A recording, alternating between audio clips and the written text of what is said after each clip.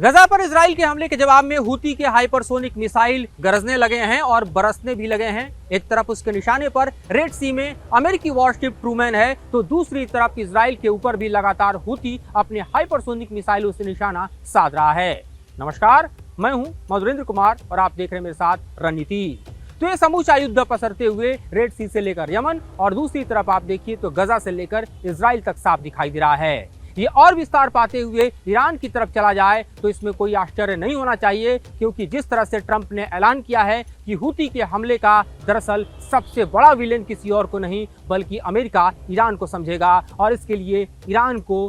फल भुगतना होगा। लेकिन बयान अब ईरान के सुप्रीम लीडर खमेनी की तरफ से भी निकलकर सामने आया है और खमेनी ने कहा है कि यमन पर जो अमेरिका के हमले हैं वो दरअसल मानवता के खिलाफ हैं और इसके लिए अमेरिका को जिम्मेदार ठहराया जाएगा। ये वॉर क्राइम है जो अमेरिका यमन की जमीन पर कर रहा है। हूती के खिलाफ उसके हमले कतई बर्दाश्त नहीं किए जाएंगे। दूसरी तरफ आप देखिए तो हूती पिछले अगर हम 4 दिनों के भीतर देखें तो तकरीबन 4 से 5 बड़े हमले ट्रूमैन के खिलाफ, जो कि रेड सी में अमेरिकी वॉरशिप है, उस पर कर चुका है और ये देखा गया है कि दरअसल एक के बाद एक उसके हमले सिर्फ और सिर्फ इस वॉरशिप को डुबाने और तबाह करने के लिए किए जा रहे हैं, जिसका जवाब देते हुए अमेरिका ने भी 1 हफ्ते के भीतर दूसरा बड़ा हमला यमन पर बोला और हदीदा से लेकर सदा की तरफ 10 हूती के ठिकानों पर बम बरसाए गए। इससे कितनी कैजुअलिटी हुई इसकी रिपोर्ट तो नहीं आई है, लेकिन इससे पहले जो हमला अमेरिका ने ब्रिटेन के साथ मिलकर यमन की जमीन पर हूती के खिलाफ किया था उसमें 39 लोग तकरीबन मारे गए थे, 60 से ज्यादा घायल हुए थे। लेकिन हूती यहीं चुप नहीं बैठ रहा बल्कि उसने अपने हमले के रेंज में अब इजराइल को भी ले लिया है। इजराइल पर पहला बड़ा हमला हूती ने 2 महीने के अंतराल के बाद जब इजराइल ने हमास के खिलाफ गजा में ऑपरेशन दोबारा से रिज्यूम कर दिया तब बोला, और उसके टारगेट पर कुछ और नहीं बल्कि आप देखिए तो इजराइल के एयरबेस थे। वो एयरबेस जहां से इजराइल के F-35 विमान उड़ान भरते हैं, वो एयरबेस जहां से इजराइल सबसे ज्यादा इस वक्त गजा की तरफ ऑपरेशन कर रहा है, यानी नेगेव डिजर्ट स्थित जो एयरबेस है इजराइल का। हालांकि इजराइल ने दावा किया कि ये हाइपरसोनिक मिसाइल इंटरसेप्ट टाइमली किया गया उसके एरो डिफेंस सिस्टम के जरिए और निस्तेनाबूद कर दिया गया। लेकिन इसके बाद दूसरा बड़ा हमला बोलने के बाद ये हूती ने ऐलान किया है कि टारगेट फिक्स, और ये हमला बोला गया, आपको मैं बताऊं, इजराइल की राजधानी तेल अवीव स्थित जो कुरियन एयरपोर्ट है वहां पर। और इस इलाके में भले ही इजराइल कह रहा हो कि उसने टाइमली इस हाइपरसोनिक मिसाइल को भी इंटरसेप्ट करके बर्बाद कर दिया है, लेकिन हूती ये दावा कर रहा है कि टारगेट हिट रहा। तो कुल मिलाकर अगर आप देखिए तो इस वक्त समूचा ये इलाका किस तरह से तकरीबन 1000 किलोमीटर से ज्यादा वॉर जोन में तब्दील हो चुका है, जहां अमेरिका और हूती के बीच रेड सी वर्सेस यमन के बीच जंग जारी है। वहीं दूसरी तरफ इजराइल गजा के ऊपर कहर बरसा रहा है। रमजान के महीने में देखें तो पिछले 2 दिनों के भीतर तकरीबन 750 से ज्यादा लोग इस वक्त गजा में मारे जा चुके हैं और इजराइल के हमलों के कारण मारे जा चुके हैं। उसमें यूएन का एक स्टाफ भी शामिल है जो वहां पर ह्यूमैनिटेरियन एड देने के लिए था, वो भी दरअसल इस हमले की चपेट में अपनी जान गंवा चुका है। और समूची दुनिया देख रही है कि किस तरह से इजराइल ने सबसे पहले जो हमास के साथ हुई संधि थी, सीजफायर था, उसको डिरेल किया, क्योंकि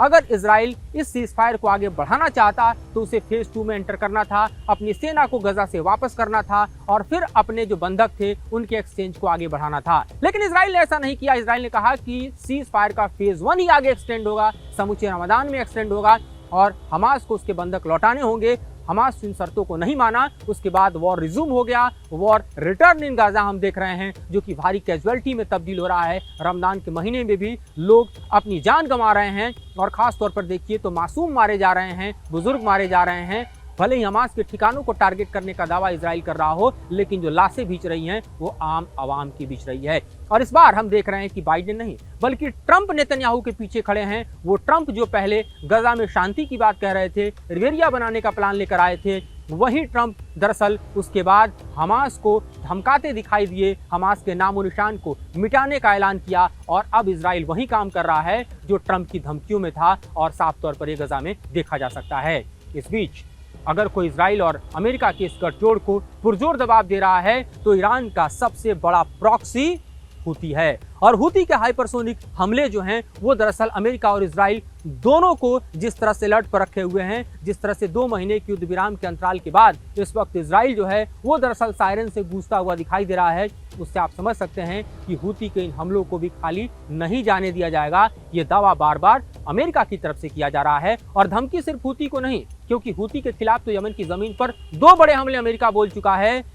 अमेरिकी राष्ट्रपति डोनाल्ड ट्रंप सीधे सीधे इस वक्त जो है ईरान को धमका रहे हैं कि ये हमला ईरान पर भारी पड़ेगा, क्योंकि ईरान सप्लाई लाइन हूती को दे रहा है। ये बताया जा रहा है कि ईरानी वेसल्स जो हैं भारी पैमाने पर हूती को हथियारों की डिलीवरी दे रहे हैं। हूती के पास जो बैलिस्टिक मिसाइल्स हैं, जो क्रूज मिसाइल्स हैं, या फिर हूती के पास जिस तरह से सोफिस्टिकेटेड ड्रोन्स हैं, जो बताया जाता है कि दरअसल ईरान मेड ड्रोन ही हैं और शाही ड्रोन का ही वर्जन है जो हूती इस्तेमाल करता है, जो कि बेहद सोफिस्टिकेटेड ड्रोन माना जाता है और इसके हमले बेहद घातक होते हैं। लिहाजा अगर हम देखें तो हूती की जो ताकत है उसका ये सबसे बड़ा मुजाहिरा हम देख रहे हैं, जो कि एक तरफ रेड सी की तरफ दिखाई दे रहा है और दूसरी तरफ हमें दिखाई दे रहा है इजराइल की तरफ, और ये हमले लगातार और बदस्तूर जारी हैं। इस बीच समूचा रेड सी एक बार फिर से डिस्टर्ब हो गया है। जो मेरे पास मैप है, दरअसल उस मैप के मुताबिक मैं देखकर आपको बता सकता हूं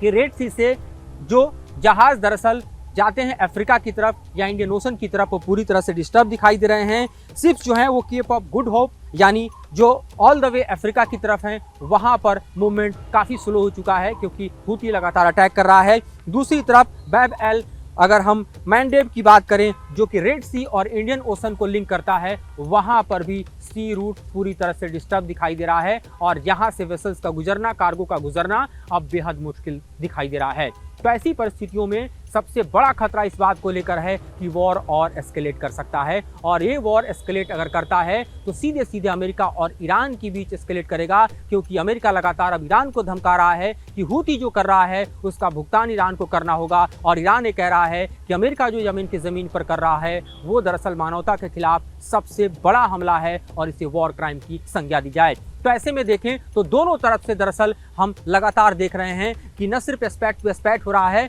बल्कि वॉर एस्केलेट करता हुआ दिखाई दे रहा है। और इस बात की भी संभावना जताई जा रही है कि रिटेलिएट करते हुए ईरान जो है वो इजराइल पर कहर बरपा सकता है, क्योंकि अभी तो ईरान का हमला बाकी है, वो हमला जो कि ईरान लंबे समय से इंतजार कर रहा है इजराइल के खिलाफ करने के लिए। और ये जानकार बता रहे हैं कि ईरान ने इजराइल को रिटेलिएट नहीं किया तो इसलिए क्योंकि उसे लगता था कि ये सीज फायर को डिस्टर्ब करेगा, लेकिन अब खुद जब इजराइल सीज फायर को तोड़ चुका है तो ईरान के भी हाथ नहीं बंधे रहेंगे। किसी वक्त ईरान अपने हथियारों का जखीरा इजराइल के खिलाफ खोल सकता है, जो कि भारी पैमाने पर तबाही ला सकता है, जिसे आप कहें तो इस वक्त ईरान की सबसे बड़ी ताकत के तौर पर देखा जाता है, जो उसके पास खास तौर पे बैलिस्टिक मिसाइल हैं और जो ट्रेवल करते हुए आप देखें तो 1200 किलोमीटर का सफ़र तय कर जाते हैं और ईरान की ज़मीन से सीधे इजराइल को एक तरह से हम देखें तो थ्रेट में डालने में सक्षम दिखाई देते हैं। तो इस वक्त की स्थिति में हम देखें तो हालात मिडिल ईस्ट के बहुत ख़राब हो चुके हैं। इस वक्त की स्थिति में अगर हम देखें तो रमज़ान का महीना बेहद डेडली और ब्लडी दिखाई दे रहा है, और इस वक्त की स्थिति में हम देखें तो गजा जहां एक तरफ तबाही की तरफ है, वहीं यमन से हूती अगर अमेरिका और इजराइल को चैलेंज दे रहे हैं तो ये भी वॉर को एस्केलेट करता हुआ ही दिखाई दे रहा है। हमारी नज़र लगातार इस घटनाक्रम पर बनी रहेगी, इन हमलों पर बनी रहेगी, इससे होने वाले खतरे, इससे होने वाली क्षति, जनहानि और इसके एस्केलेशन पर बनी रहेगी, और इससे हम आपको आगे भी रूबरू कराते रहेंगे। फिलहाल मुझे और मेरे सहयोगी विकास को दीजिए इजाज़त।